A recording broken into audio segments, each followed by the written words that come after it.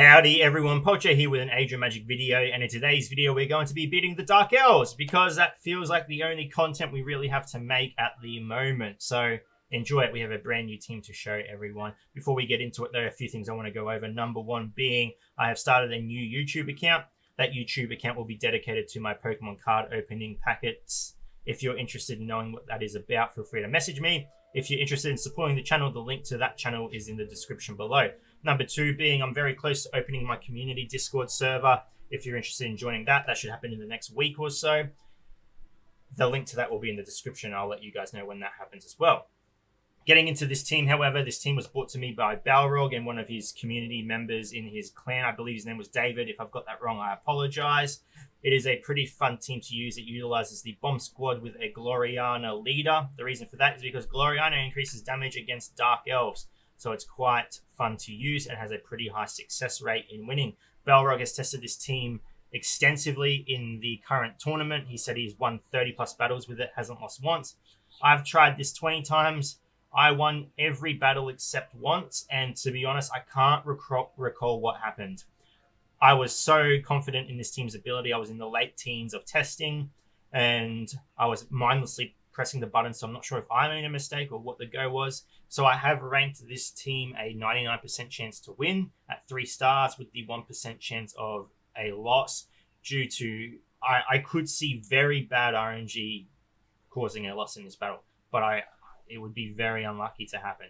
But I'll get you into the battle. I'll show you what you need to do and how the team works.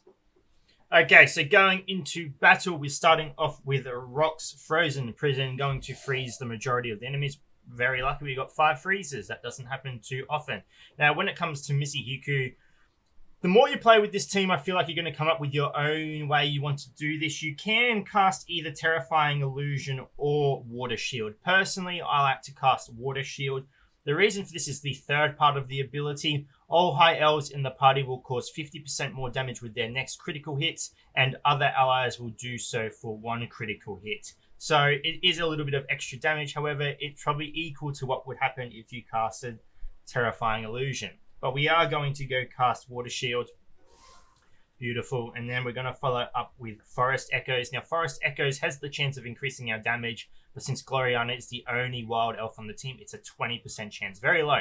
If it does cast, you're guaranteed to win. There's no way you can lose. If it doesn't cast, again, very unlikely you're going to lose anyway. So Forest Echoes, we got the buff. That's very lucky.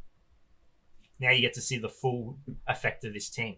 Next we go with Light Cyclone. Now remember, with the extra 50% damage on the next crit hit, we should do a little bit of extra damage than normal. So we go and cast.